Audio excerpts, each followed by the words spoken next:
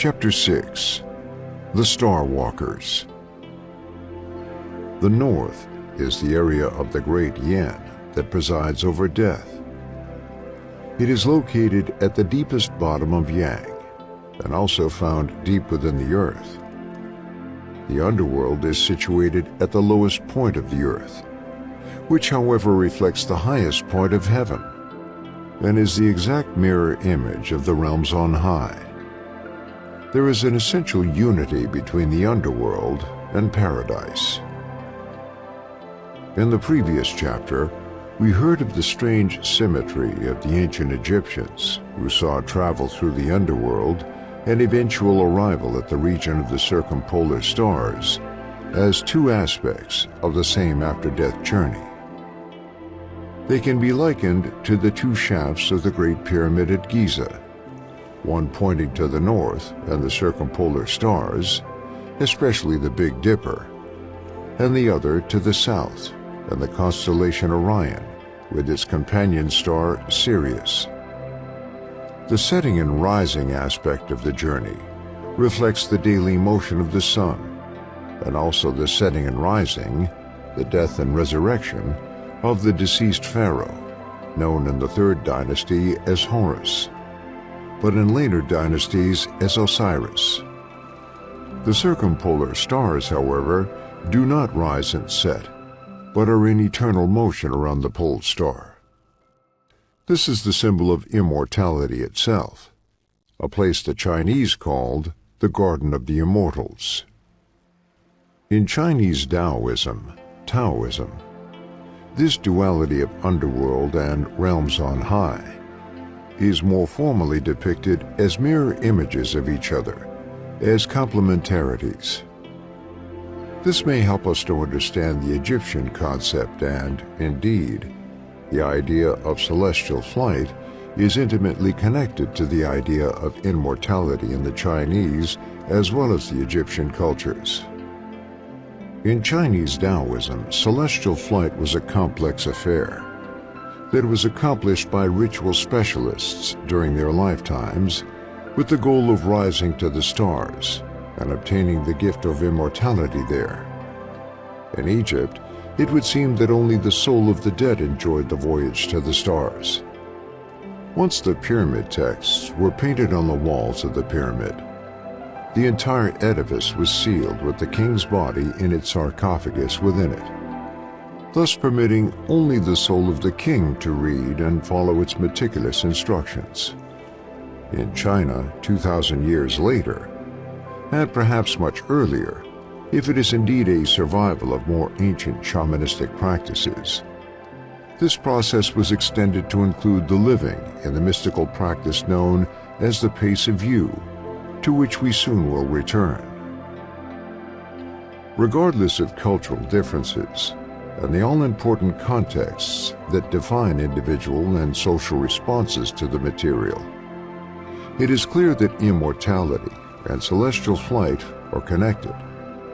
For some reason, human beings from many different countries and eras hold the belief that travel to the stars is an essential prerequisite for longevity, as well as healing the sick and the attainment of supernatural powers.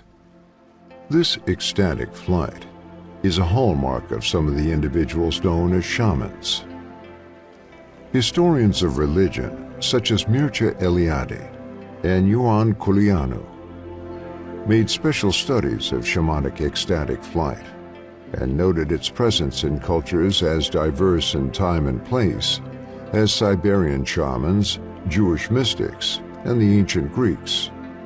The Chinese believed that a living person could travel to the stars seems to contradict the Egyptian belief that only the properly prepared dead could do so. However, in both cases, it is believed that what does the traveling is something other than the physical body, even though the physical body may benefit from it in the long run. Both systems describe an inner aspect of human consciousness that is projected outward from the earth into the empyrean, and which returns with celestial knowledge and superhuman capabilities. And in both systems, gates must be passed and obstacles encountered Both systems acknowledge that this is a dangerous process, and only those psychologically and physically prepared are able to undergo its rigors.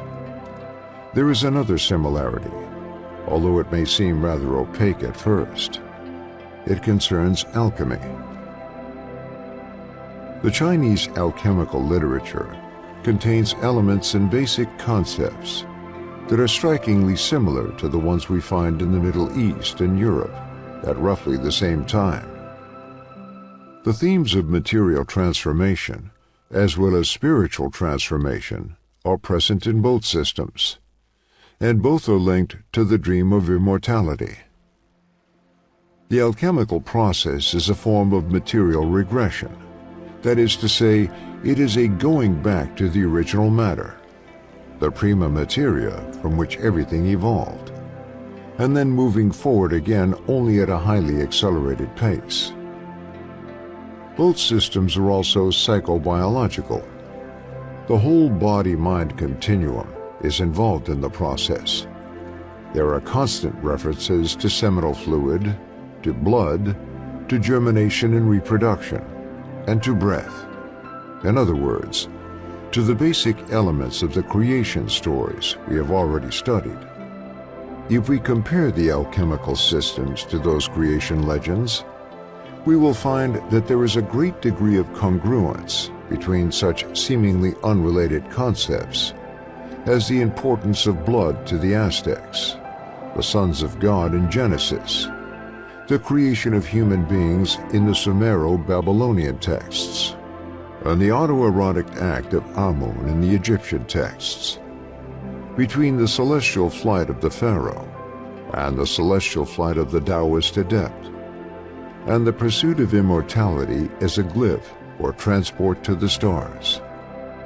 There can be seen a groping in the dark towards an idea, but dimly sensed, that humanity is a creation of beings, not of this earth, and that the secret of our salvation is in our apotheosis, an apotheosis which is at the heart of every revolution, the revolutionary who becomes the king. The message in all of these methods, all of these machineries of joy, is that we cannot remain as we are and survive. Fortunately for the sitting king, our knowledge is divided against itself. Science is at loggerheads with consciousness, and in that division, we are vulnerable to any force or race of beings which have managed to unite these disparate strands into a single club with which to beat us. Our lack of imagination in this regard may prove fatal. We may say that every time science and reason suppress religion, and every time religious fervor overwhelms science and reason, a demon gets his horns. In this chapter, we will discuss the role of consciousness in manifesting, experiencing, and interpreting the phenomenon, and we will use the Asian approach as our lens. The Egyptian approach did not focus as much on consciousness the way we understand it. It was a system designed for the dead.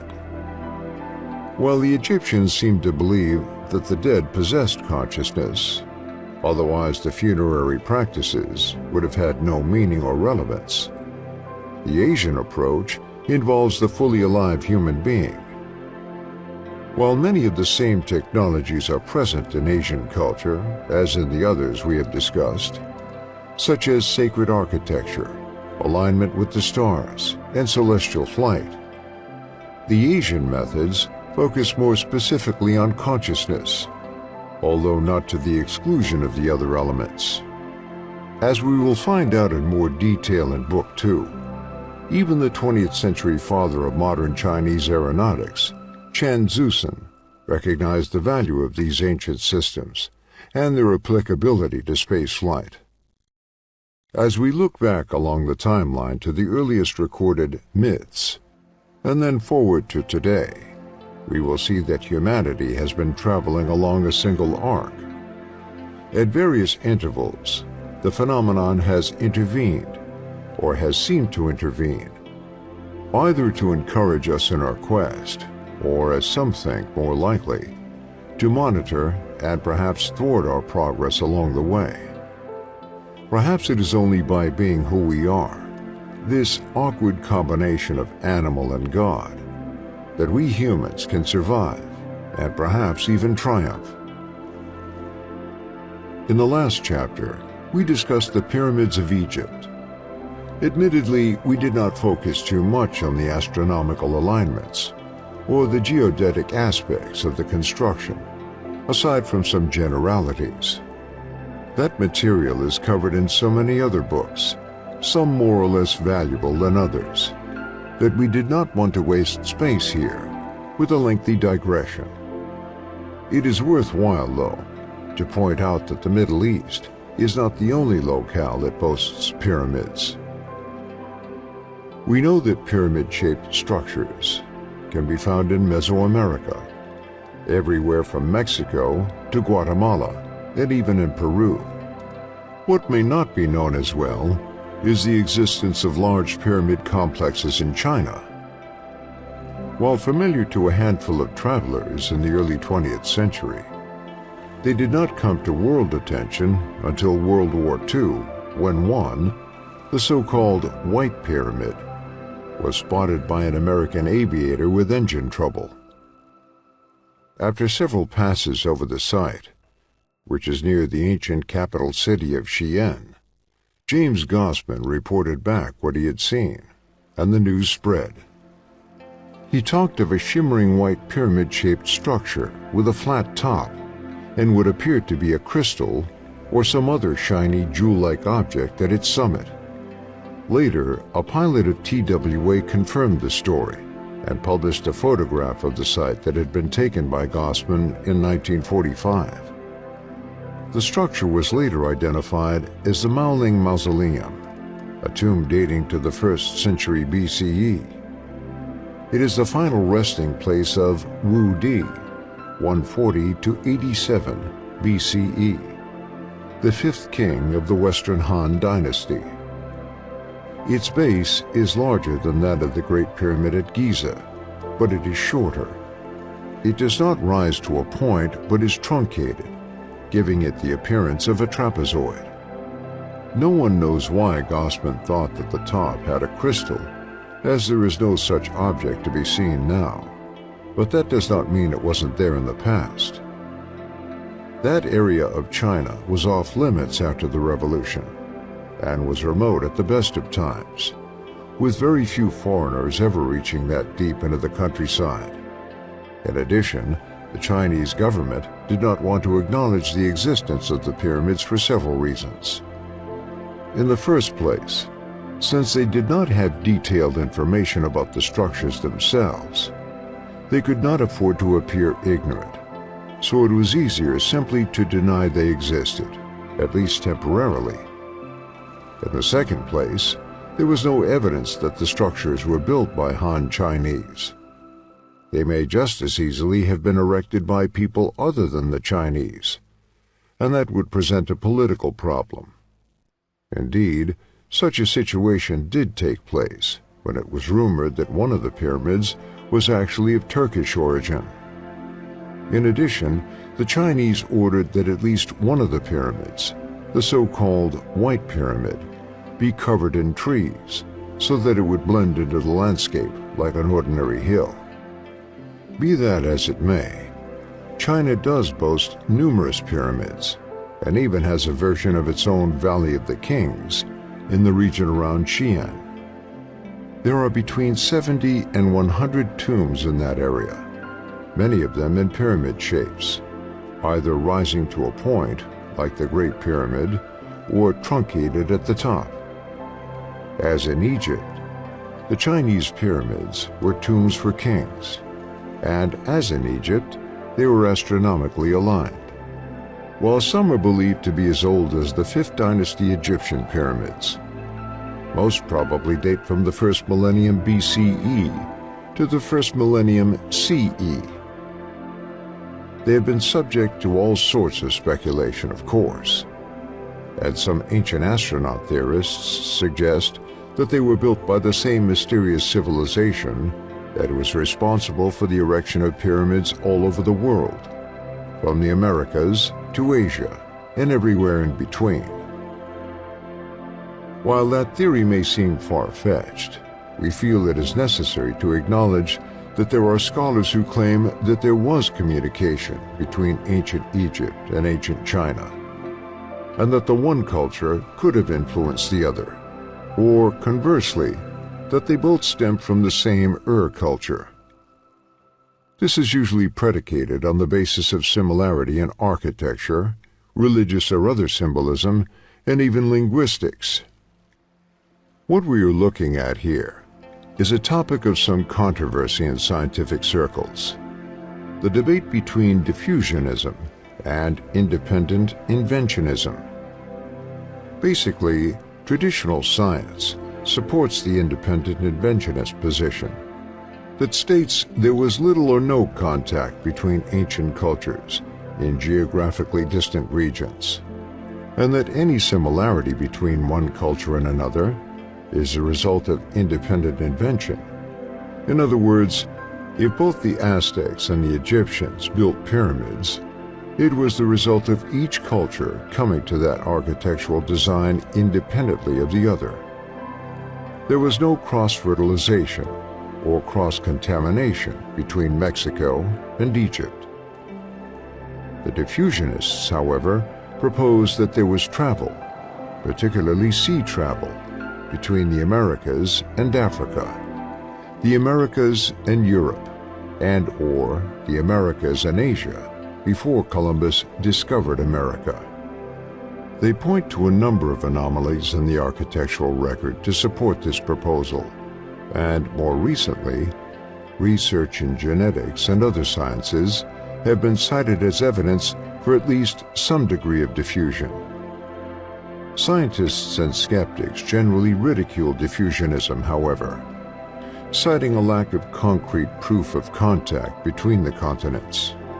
Ironically, it is perhaps the nature of modern science, the increased specialization that separates archaeologists from geneticists, astronomers from biologists, physicists from linguists, etc., that tends to support the idea of independent inventionism, as each specialist lives and works in relative isolation from other specialists, thus contributing to an independent inventionist mindset. There have been, however, exceptions to the rule. The German Tibetologist Sigbert Hummel, 1908 to 2001, was the author of numerous books and hundreds of peer-reviewed articles on the subject of Eurasia and the similarities between Chinese and Tibetan iconography on the one hand and Egyptian motifs on the other. Only one of his books was ever translated into English, On Zhongjun, a treatise on the language of a mysterious kingdom to the west of Tibet that was believed to have been the origin of the Bon religion. But some of his most important articles on the subject of Egyptian-Asian diffusion were published in Italian translation under the title Tracce di Grito in Eurasia, Egyptian Traces in Eurasia by Guido Vogliotti. In this collection, Hummel's ideas concerning the dissemination of Egyptian religious ideas and iconography are detailed along with comparative illustrations, not only of images, but also temple floor plans, etc. Sigbert Hummel spent the war years in Leipzig and Dresden as a Lutheran minister, while studying Asian languages and Egyptology in Munich, Rostock, and Tübingen. From 1947 to 1955, he was the curator of the Asian collection at the Ethnographic Museum of Leipzig, but then left that position to become pastor at a Lutheran church in the German-Czech border town of Vogtland. From then on to the 1990s, however, he continued to contribute to the literature in Sinology, Tibetology, and Egyptology, publishing hundreds of articles, mostly on Tibet. One of his projects was the comparison of the Naxi script, in use by a Chinese minority in the Himalayan foothills, to Egyptian. Some of the Naxi ideograms are remarkably similar to Egyptian, both in design and meaning, although none in pronunciation. But then the beauty of ideograms is that they have no intrinsic phonetic component, which is why a Mandarin speaker will pronounce a Chinese character differently from a Cantonese speaker, but will mean the same thing.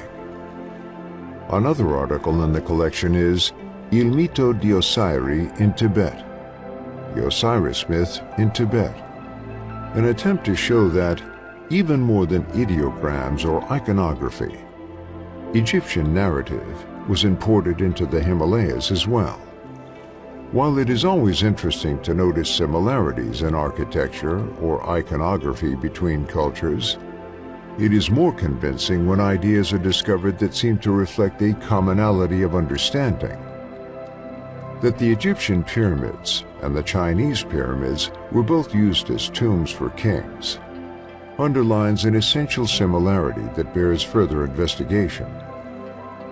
If these two cultures also have other ideas in common, we can speculate about a common source. Tracing the possible path of diffusion is one way to determine how and when one culture influenced the other. If it can be shown that two cultures developed similar ideas at about the same time, however, then diffusion may be less likely, and we have to look farther afield. One such attempt at demonstrating the diffusion of cultural content across continents is the work of Stephen Oppenheimer, whose scholarly work, Eden in the East, is buttressed with his own work in the distribution of genetic factors related to various forms of tropical diseases. Oppenheimer discovered that when there was a difference in genetic susceptibility to disease, there was a related difference in some essential religious or historical myths. His work in immunology in Southeast Asia, in particular in Indonesia and the South Pacific, led him to the discovery that even clans that shared the same island would have different genetic profiles, and that this difference was paralleled by different creation or flood myths.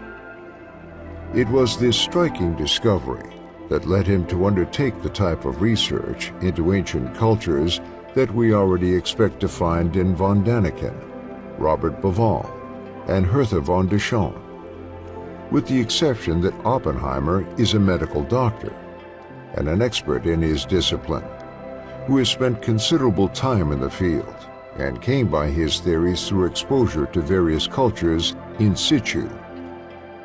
By tracing the path of genetic profiles from the South Pacific to Europe, he was able to demonstrate that the original civilization, the civilization that is sometimes identified or confused with stories of Atlantis or Lemuria, was located in what the geologists called Sundaland, that area now largely submerged, that stretches from continental Southeast Asia all the way through the Indonesian archipelago and beyond. The myths of the Great Flood, which many modern scholars tend to see as unrelated stories of different floods taking place at different times all over the world, are shown by Oppenheimer to exhibit a degree of consistency with each other, and to represent the memory of one massive inundation that wiped out the Sundaland civilization, even as survivors made their way by boat to Africa, India, and the Middle East, bringing with them the rudiments of their sunken culture. Toby Wilkinson, an Egyptologist who undertook several expeditions to the Egyptian desert east of the Nile to examine ancient petroglyphs, came to the conclusion that the Egyptian religious concept of a boat carrying the gods to the underworld had its origin with the people who made the petroglyphs.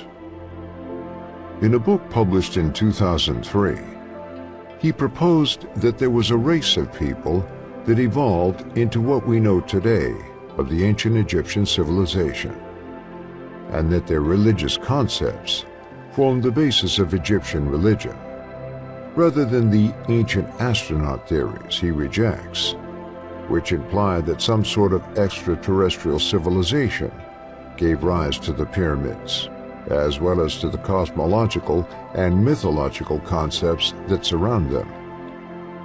As a representative example, he analyzes the many boat petroglyphs that have been discovered in the eastern desert as religious artifacts referencing the underworld.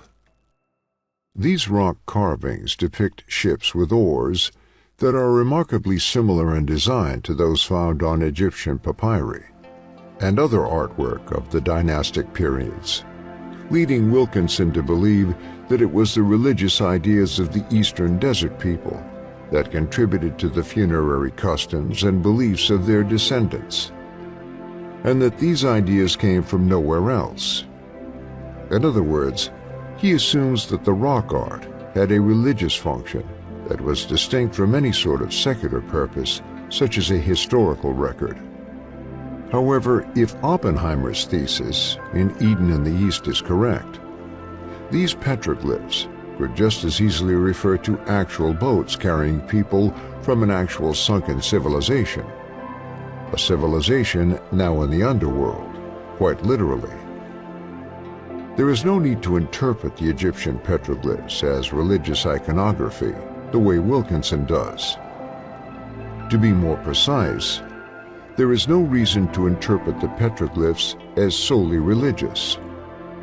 Our intention has been from the beginning to dissolve the archaic and dualistic boundaries that separate religious experience and expression from historical accounts.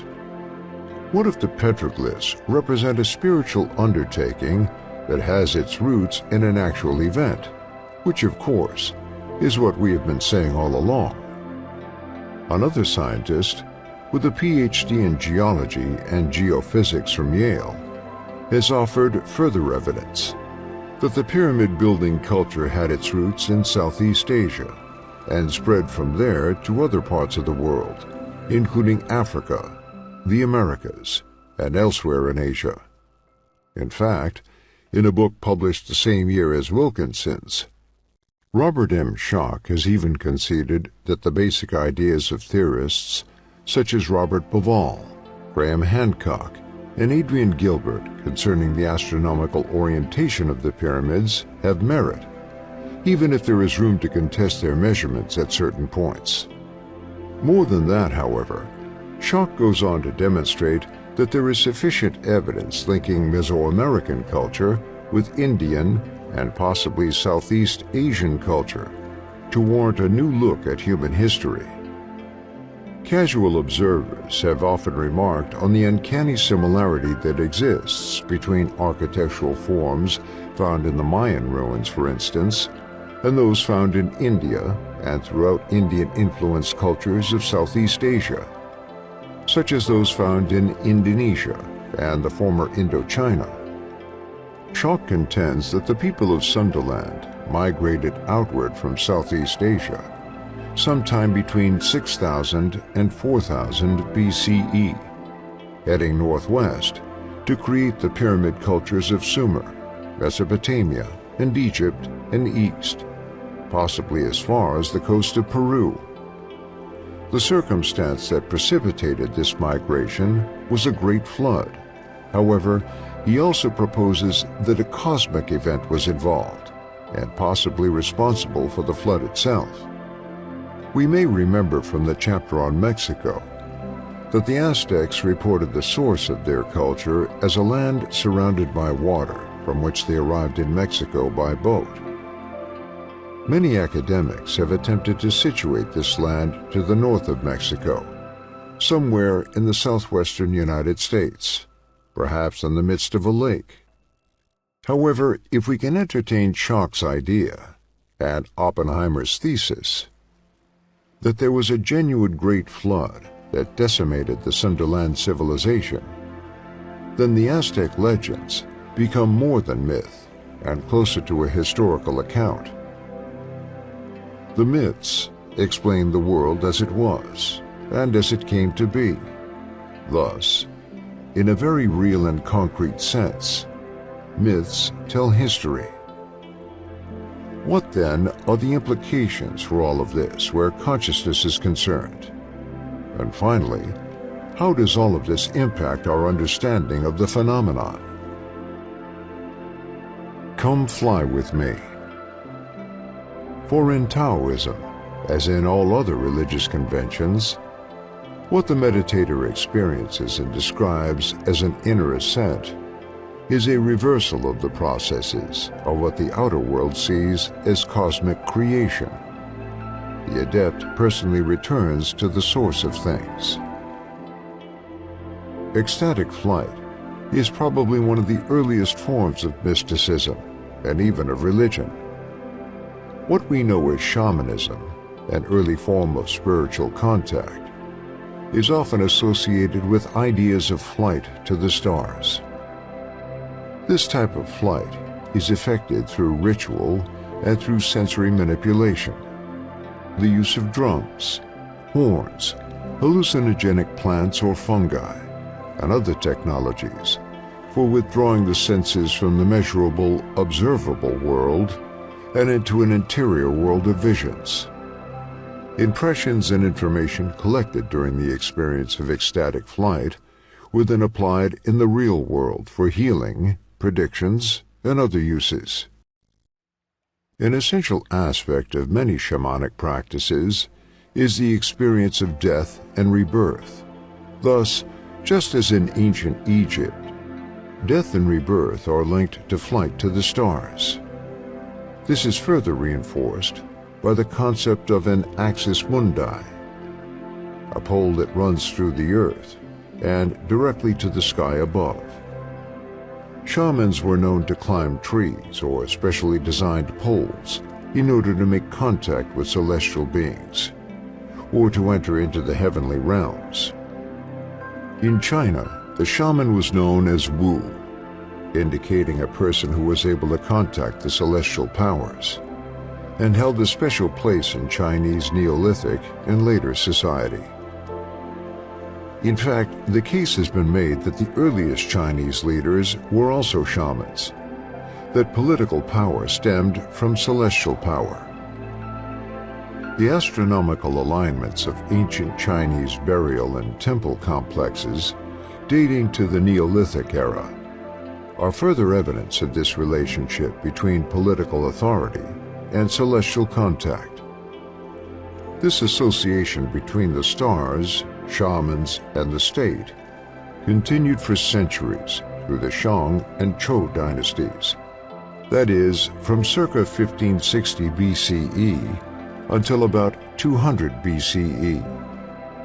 The Wu had many characteristics in common with other types of shaman, such as the ability to predict the future, healing of the sick, and knowledge of astronomy and astrology. The methods varied, but usually included entering a trance state through the use of drums and specific forms of dance. That the Neolithic-era Chinese held many of the same beliefs as later generations to the present day can be discovered in the burial sites and temple areas that reflect the square and circle topology of the cosmos familiar to anyone who has studied Chinese religion. In this cosmological system, the square represents the earth and the circle represents the sky. The harmonious union between earth and sky is the hallmark of Chinese state religion, as well as of mystical practices.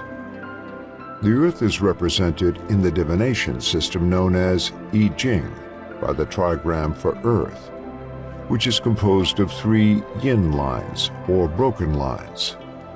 The sky is represented by the trigram for heaven, composed of 3 yang or solid lines. These forms are found at various Hongshan sites, including Nihaoliang in the far northeastern boundary of China, in Inner Mongolia.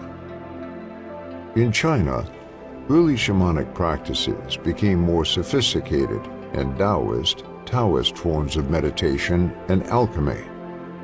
but they did not lose their essential character.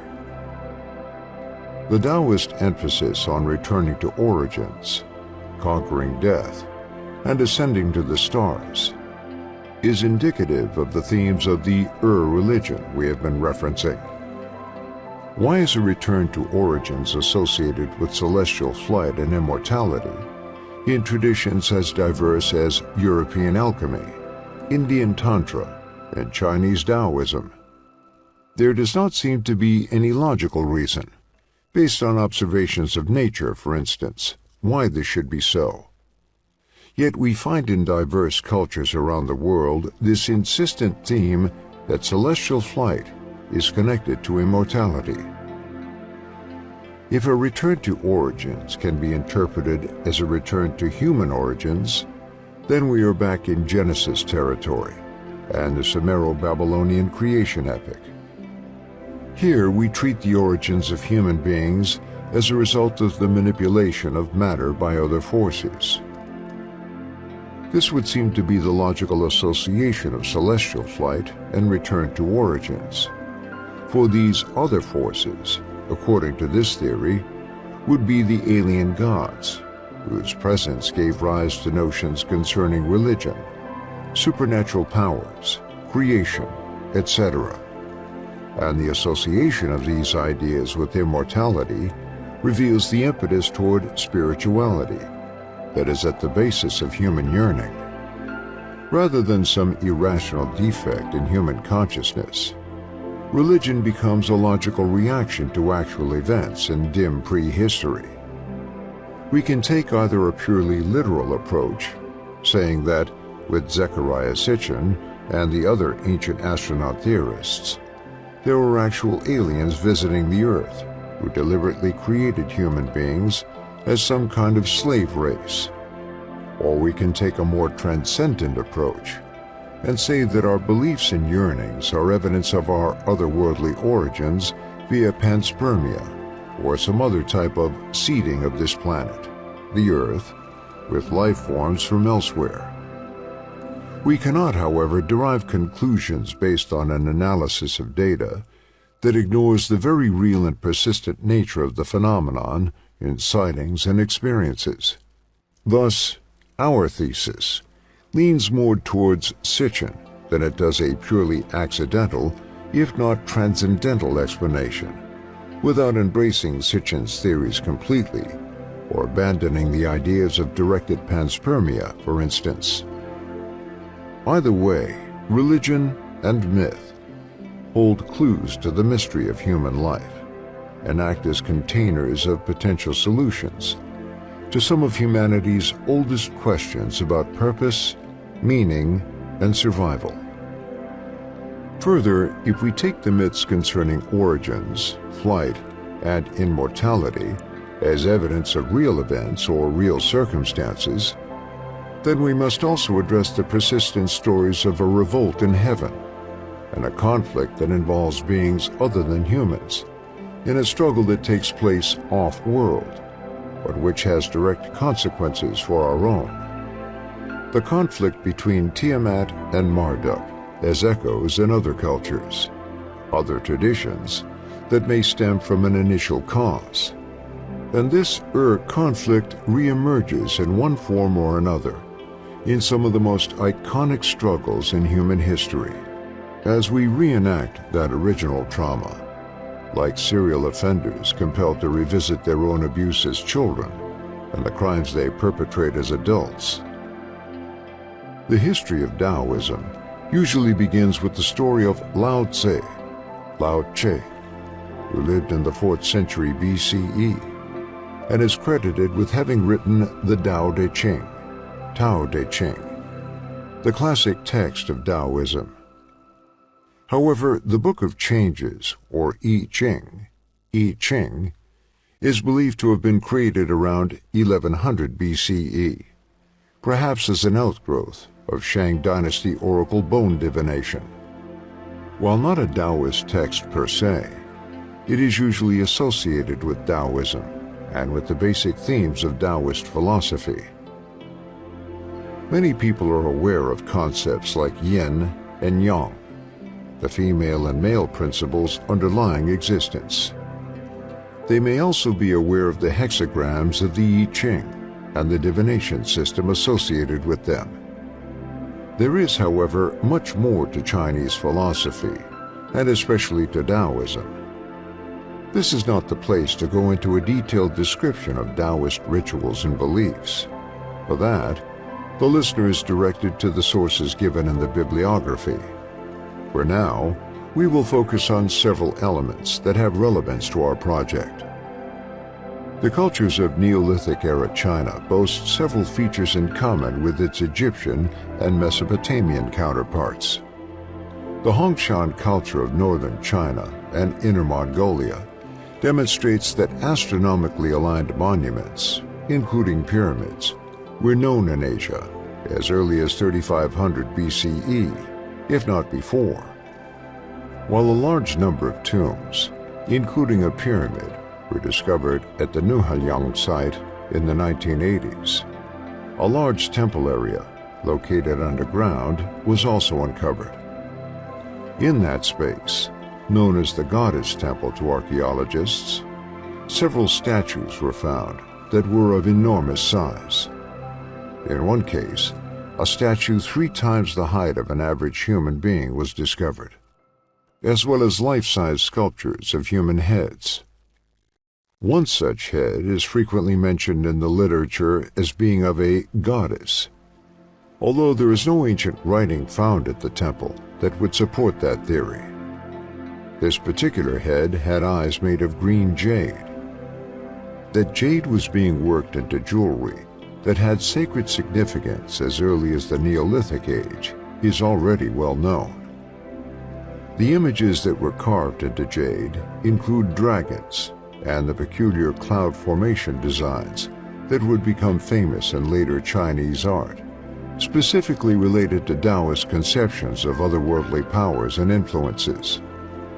This demonstrates a steady continuum of artistic and religious design from Neolithic times up to at least the Ming Dynasty and beyond, making Chinese culture as consistent as, if not much more than, Egyptian.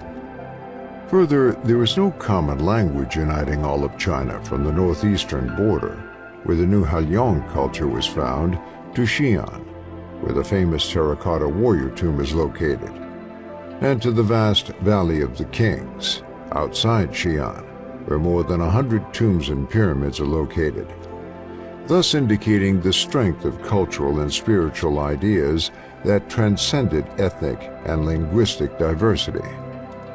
The pyramid and tombs at Nuhalyang, for instance, are lined along the north-south axis, just as the pyramids and mastabas in Egypt. This northward orientation would become further refined in Taoist religion millennia later.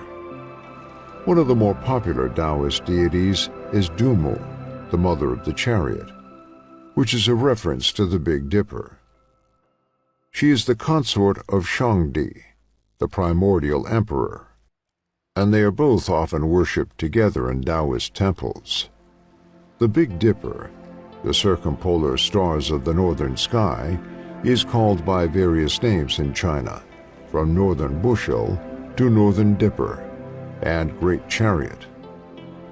Each of the 7 stars is given a different name and associations, a practice that is followed in India and in many other Asian countries, which see the 7 stars of the Dipper as 7 gods. While the pyramids of China and of Egypt were aligned to the pole star and associated with the 7 stars of the Dipper, both cultures had extensive rituals concerning death, resurrection, and immortality that accompanied this astronomical orientation. In other words, this was an active process of transformation and celestial ascent, and not merely a genuflection in the direction of a possible or promised site of rebirth. Among the Egyptians, this process involved a priestly hierarchy caring for the dead pharaoh and assisting in his ascent to the immortal sky.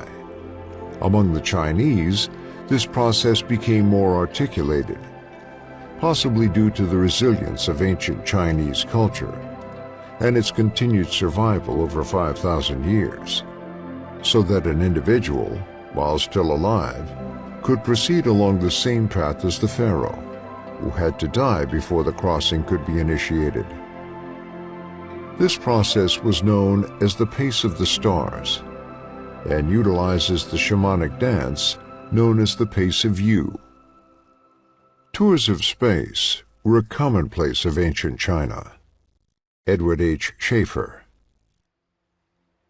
The ancient Chinese shamans contributed this arcane practice to later generations of Taoist magicians. It consisted of treading on the stars of the Dipper in a specific way. This was done either through a shamanistic trance or, as in later practice, on an actual diagram of the 7 stars of the Dipper, embroidered on a carpet or in some other fashion. The pace was named after the great Yu, the divine king of Chinese legend, whose mother had conceived him after seeing a shooting star in the constellation Orion. Once again, as we saw in ancient Egypt, we have an association between the Big Dipper and Orion. The divine king had a strange halting step according to the legend. This was because he sacrificed part of his physical body in order to obtain supernatural powers. Treading on the Dipper was an essential element of one of the ancient creation epics of the Chinese. The secret method of treading on the Dipper enabled the Yellow Emperor to defeat Qi Hu, who was a sea monster with horns, 8 fingers and 8 toes, and an array of metal weapons. The name Qi Hu is derived from the word for reptile, Chong, which further connects this myth to those of Egypt and Mesopotamia. He was both a rain god and the god of war, and eventually gave his name to a form of martial arts, Qiyu Tsi. This Chinese myth has obvious resemblances to Indian and Babylonian myths. We see the world in disorder and the earth covered with water. A fearful monster presides over the water in disorder. He is vanquished by a god who proceeds to put the earth to order. Thus, the sea monster was defeated using a technology associated with the Big Dipper, a technology taught by the mystic woman of the 9 heavens. The 9 heavens refers to the Dipper as well. The Chinese astrologers believe that the 7 stars of the Dipper are accompanied by 2 invisible stars, Fu and Bi. The source of this belief is unknown. It may have some connection with the Egyptian idea of the Aeneid, the 9 gods who rule the Egyptian pantheon and who will return in 20th century America as literal space aliens aboard a starship, as we will find out in Book 2. The north is the place of origin, the area of cyclical change where the embryonic stage and the process of gestation are located. The direction is symbolized by the agent water, which is where all life begins.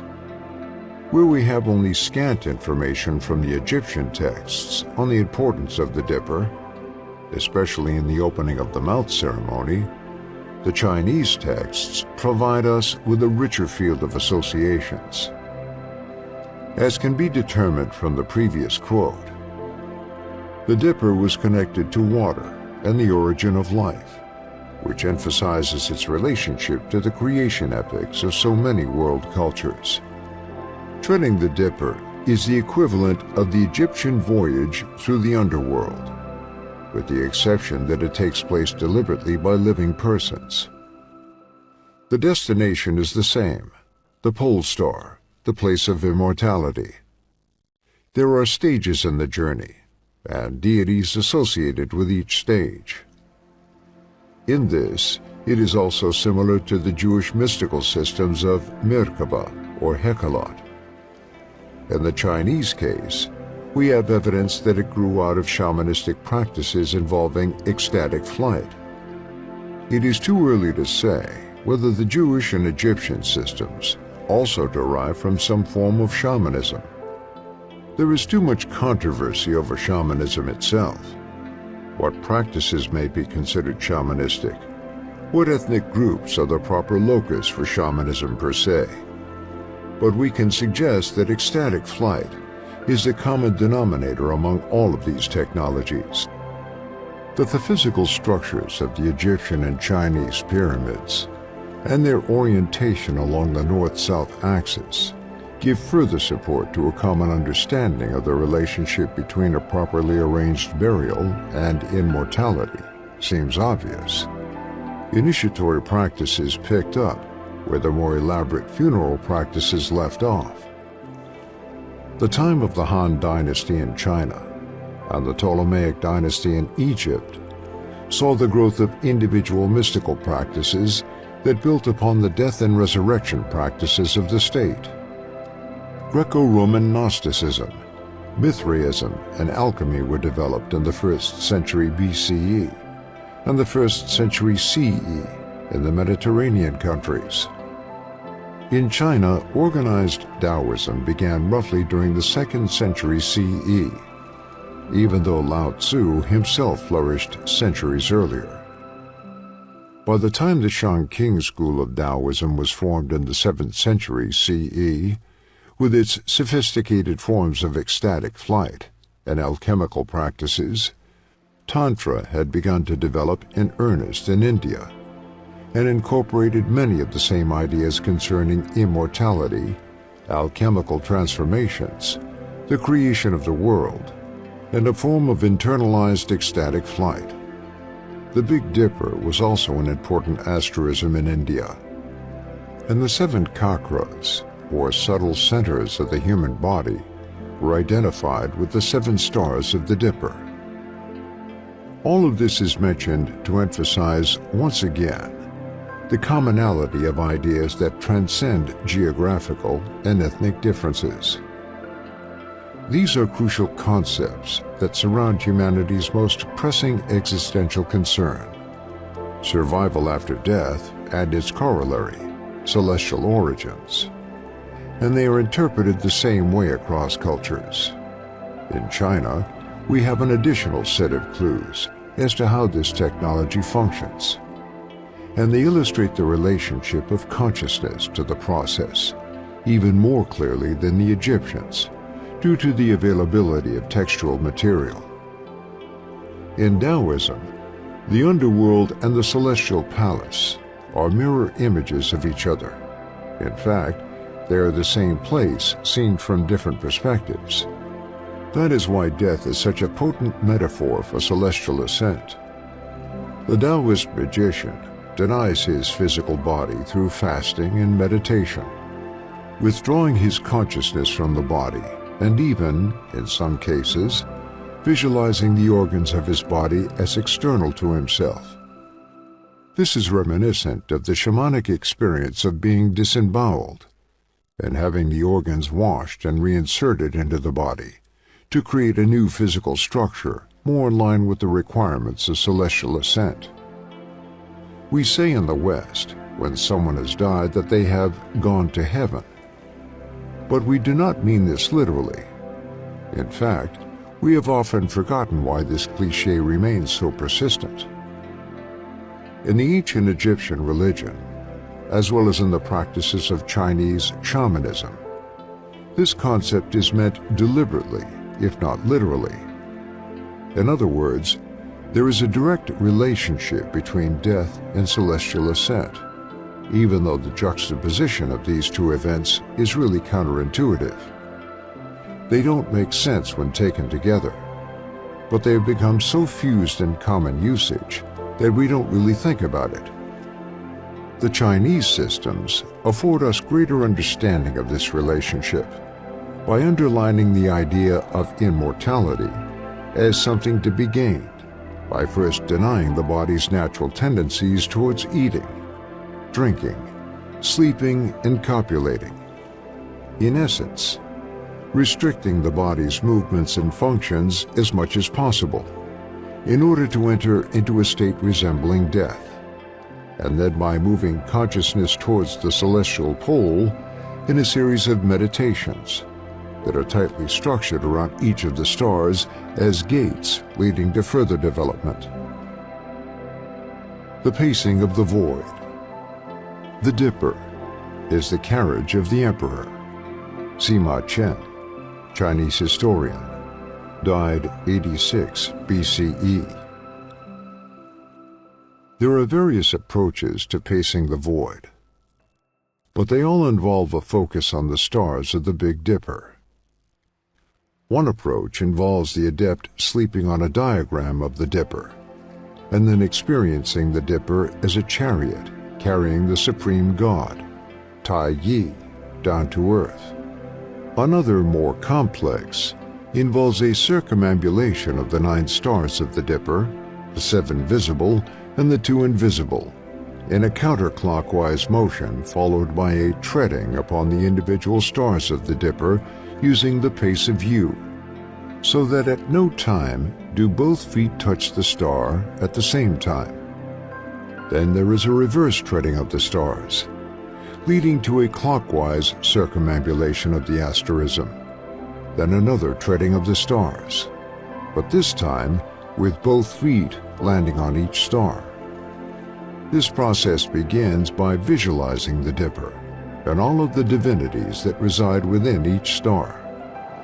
Another version has the adept using a piece of silk on which the Dipper has been embroidered, a silk that must be kept locked away and out of sight of the profane until the ritual begins.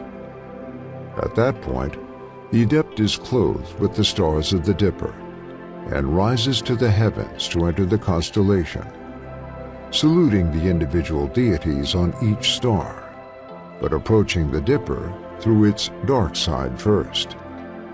These and many other versions are all concerned with treading or pacing on each individual star of the Dipper, each of which has its specific qualities, attributes, deities, etc.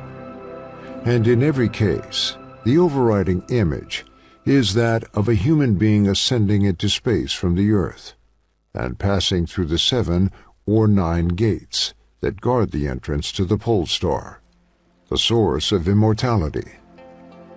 Pacing the celestial network is the essence of the flight into the heavens, the spirit of the pace of the earth, and the truth of all movements of humanity.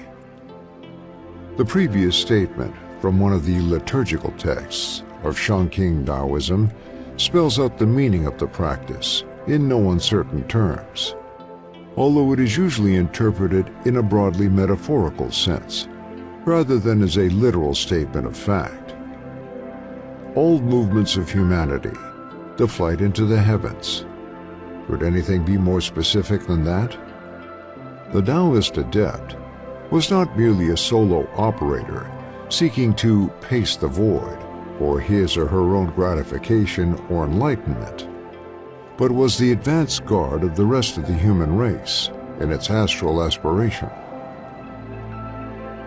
Just as we find in the Egyptian pyramid texts and the Book of Going Forth by Day, as well as in the techniques of Jewish mysticism, each of the stages along this celestial journey is marked by a specific deity, password, and other associations. It is the passage of the soul through various conditions, each more rarefied than the last. Shangqing Taoism, however, is even more specific when it comes to the nature of each of these stages. It goes so far as to reveal the existence of an antimatter characteristic of this space voyage. To Taoist adepts, the 7 stars of the Dipper are mirrored in 7 dark stars that are invisible to the naked eye, but which can be seen by the adept during their journey. These dark stars are silent, but their presence is essential to the overall celestial network along which the adept passes on the way to the pole star. These dark stars are not the same as the 2 invisible companions of the Dipper, Fu and B, which round out the total number of stars in the Dipper to the aforementioned 9. While Fu and B may be invisible, they are nonetheless tangible. They are merely unseen. The 7 or 9 dark stars, however, are both invisible and intangible. They can be sensed and seen by the adept, but only after progress has been made during the celestial ascent. It is almost too easy to draw comparisons between the dark stars of Chinese astronomy and the dark matter of the physicists. In the Chinese example, however, the dark stars are specific locations, mirror images of actual stars, and actually anticipates modern theories concerning antimatter. Yet in late 2007, a theory was advanced that the earliest stars in the universe actually were dark stars. Professor Catherine Fries of the University of Michigan proposed that these first stars were fueled by dark matter, which is the predominant matter in the universe, comprising some 85% of the total.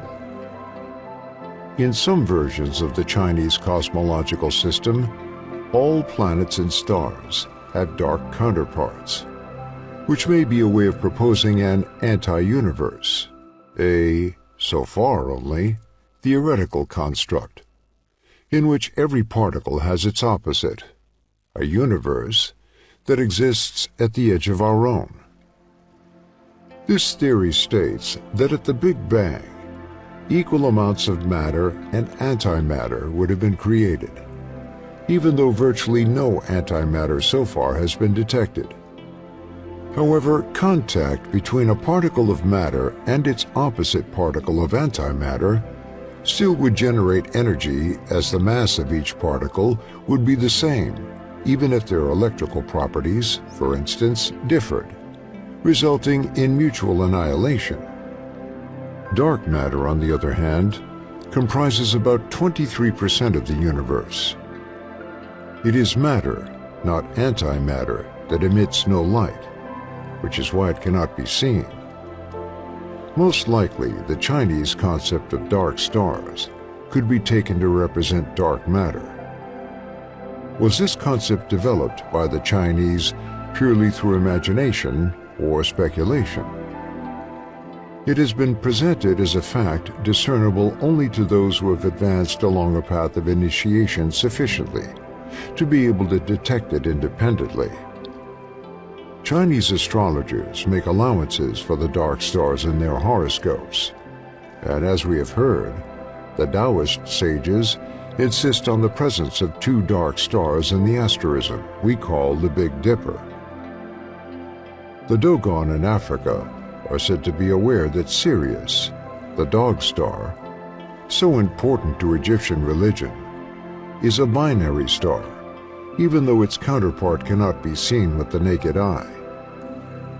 There has been a great deal of controversy as to whether the Dogon arrived at this knowledge independently, via the transmission of information from some other ancient source, or from contact with European astronomers.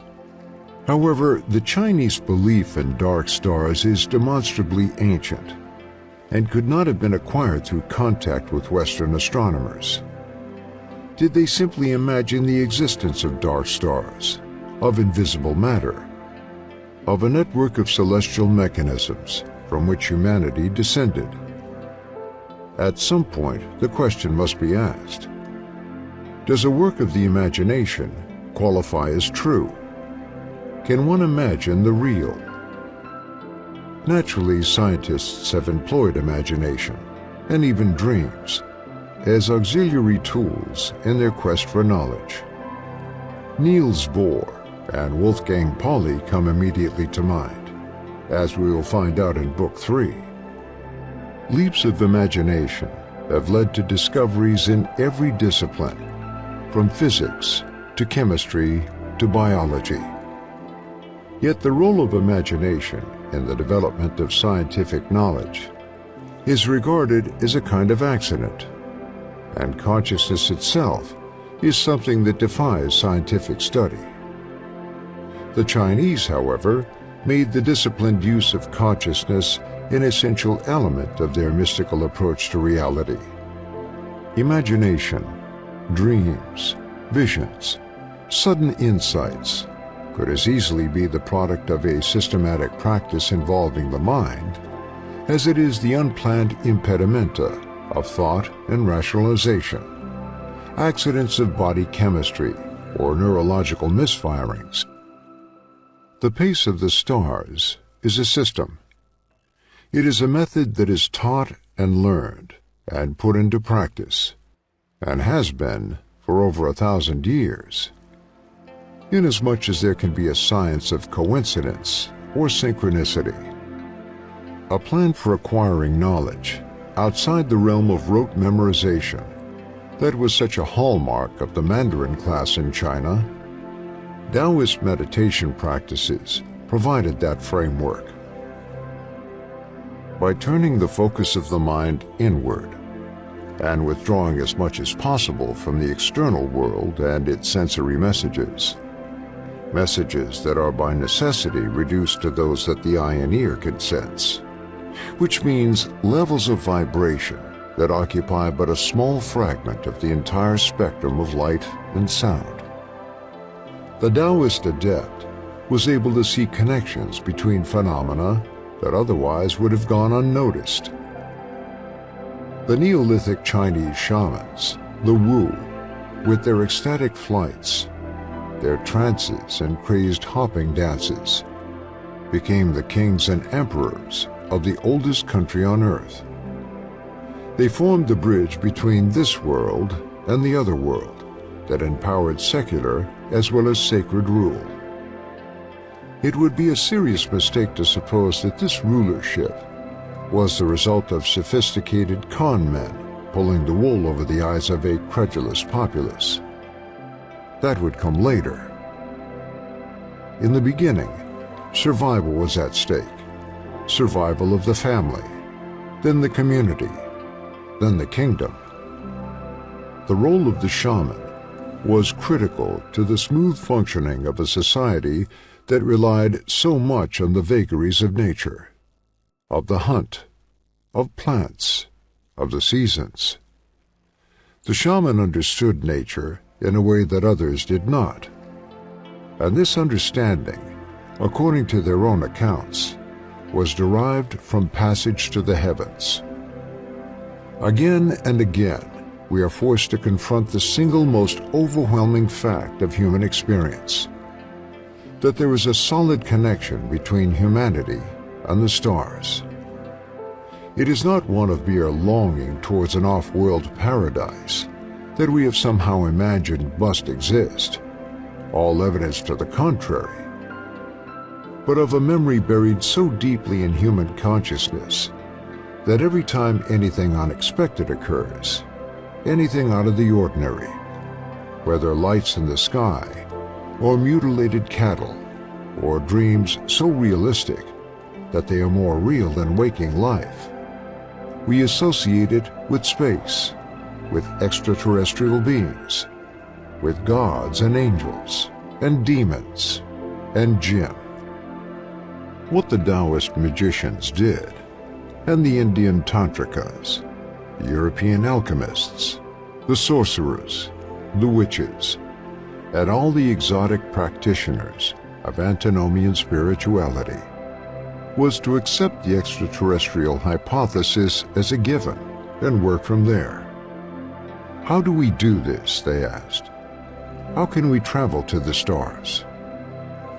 They knew the answer was within themselves, at some nexus between body and not body. They instinctively knew, millennia before the genetic code was discovered, that they carried within themselves the answer to this existential dilemma. They would write of duality and non-duality, of the Tao, of transcending yin and yang, which means transcending earth and heaven, both. They would write of the origins of creation, the origins of humanity, as something that was derived from the stars. They dug elaborate chambers for their dead and for their gods, Chinese versions of the tomb of Osiris, aligned to the stars. They took the Egyptian model one step further, building on the idea that the dead travel to the heavens. The Chinese sages and shamans asked the obvious question, why not the living too? And so began the development of a technology for space travel, predicated on the ability of human consciousness to do the heavy lifting. It had to be consciousness. Consciousness was what made us human. It's what differentiates us from everything else on the planet Earth. Therefore, consciousness was the connection between human beings and their celestial origins. It would be consciousness that would provide the vehicle for making the ascent. In order to control consciousness, one has to begin with controlling sensory input. One has to reduce the noise as much as possible, so that only one signal can get through. Darkness, silence, restricted movement, attention to breathing, fasting, abstention from sexual or even social contact. The ancient cosmonauts were imitating the conditions of 21st century spaceflight. The right time had to be selected, the right atmospheric conditions, the right orientation. The body was not the vehicle. Instead, the body was the launch pad. What would do the traveling would be something else. The Egyptians had a very complex breakdown of the human being, as we saw in the previous chapter. Ka, Ba, Ak, Ren, Shut, Ib, etc. were conceived as different aspects of the human being, from the body to the name, soul, spirit, combined essence of soul and spirit, etc. While these aspects were all present, except perhaps for the Ak, during a person's life, and especially during the life of the pharaoh, they only became very important after death, when finding the right balance of all of these aspects would ensure immortality. At least, this is what we assume. Since the bulk of the religious hieroglyphic inscriptions from the Old Kingdom to the New Kingdom appear to be concerned with death and mummification, there is no way to know if the priesthood actually entertained other ideas, and if they, in fact, did practice some form of traveling to the stars while still alive. After all, is it reasonable to ask where the information in the pyramid texts and other funerary documents came from, if not from a living person or persons who had already made the trip? If, as Robert Temple has suggested, the origin of the pyramid builders is to be found not in Egypt, but in northwest Africa, among the megalithic culture that erected stone circles in Morocco, then it is possible that a form of shamanism was practiced among those who eventually made it to Egypt and created or contributed to that country's ancient civilization. Conversely, if researchers such as Robert Schoch and Stephen Oppenheimer are correct, then knowledge of astronomy, sacred geometry, and astrally oriented architecture was brought to the rest of the world by the refugees from sunken Sundaland, a science which may have included shamanistic celestial flight. Either way, it seems reasonable to assume that the specificity of detail concerning other-world journeys was derived, at least in part, from voyagers who had already made the trip, either out of the body or in the body. While ancient astronaut theorists usually are ready to ascribe alien visitations as the source for many religious and esoteric practices among the ancients, the reverse, that human beings made the trip themselves, is usually not given much attention, even though modern cases of alien abduction proliferate in the literature. What is the difference, then, between an alien abductee and a Taoist treading on the stars? The difference is one of context rather than distance. At some point, one of our cargo cultists hopped a flight, stowed away maybe, and made the trip. The basic requirements of celestial flight remain remarkably similar from culture to culture. Sensory manipulation of some kind is essential, either through drumming and chanting, the hypnotic rhythmic repetition being the common denominator, or through intense meditation, incorporating sensory withdrawal, or even through the use of hallucinogenic substances. The method involves dislocating one's sense of reality, of this world, and turning the focus elsewhere. The mind seeks a place to fix its attention, and when it is deprived of a focus among the sensory inputs of waking reality, it will find a target farther away. When it does that, it will begin processing the data that comes in, and will try to incorporate it within what it already knows, or has already experienced. Those who have already gone on before, have entered the shamanic trance, or have had their minds altered in some way, their body chemistry changed, their neurological system tweaked, will report, in the vocabulary available, and what has transpired, and those who have not yet made the trip will try to imitate the process as they understand it. We can use the metaphor of a flight simulator in order to understand the shamanic trance that is at the root of both the Chinese and the Egyptian mysteries. The rituals may be intended to instruct, to train, rather than to accomplish the seemingly impossible: immortality, survival after death, celestial flight, etc. If so, then what is the purpose behind the training? By duplicating as much as possible what the experiencer has seen and learned, others may follow. The fact that we have UFO religions today is evidence of this phenomenon in action. The experiencer becomes a shaman, a priest or priestess of the alien gods.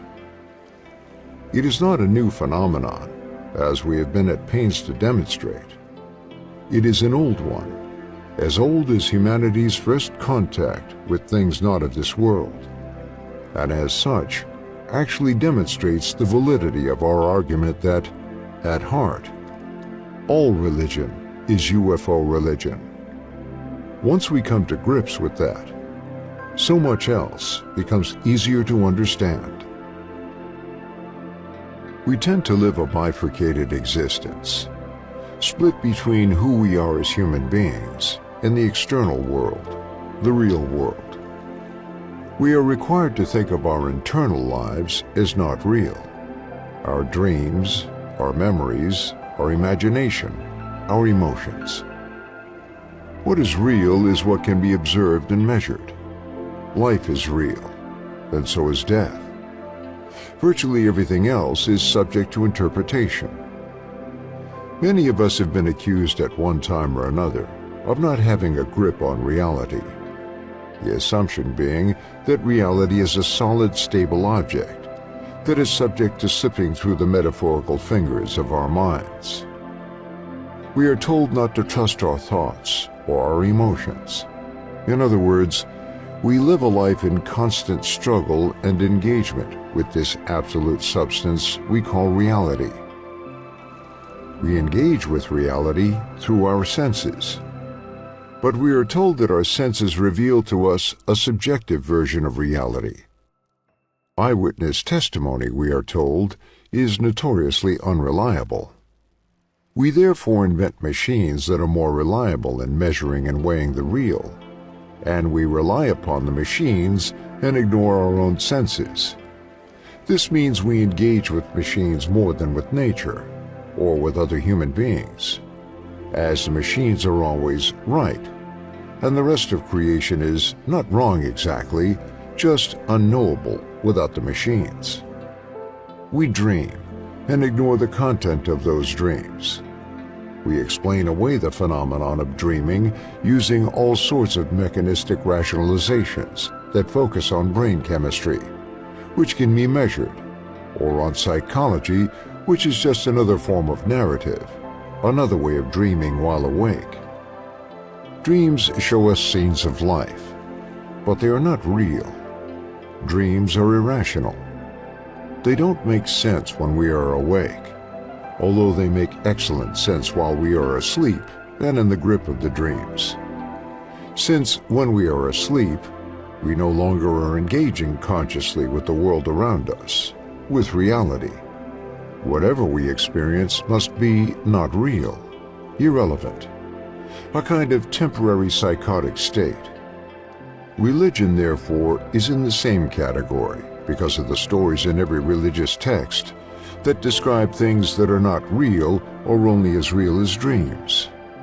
Gods, angels, demons, spirits, immortal beings, life after death, transcendence, immanence, resurrection, apocalypse. This litany of the irrational and the non-existent is often extended to include space aliens, flying saucers, political conspiracies, secret societies, satanic cults, ancient astronauts. Whatever the machines we invent cannot measure or record. The practice of shamanism, and of mystical practices generally, is the one arena where consciousness is all that matters, where there are no mediating machines except the ones that already exist in the human brain, and by extension, the human mind. As we will find out in more detail in Book 3, the machinery of the human nervous system is so intricate and well designed that it still cannot be duplicated by computers or artificial intelligence systems. Consciousness studies may provide the key to understanding the universe in ways that leapfrog over existing hardwired technology. Various means are proposed for understanding how consciousness works, from microtubules in the brain to electrical fields around the body. The ritual special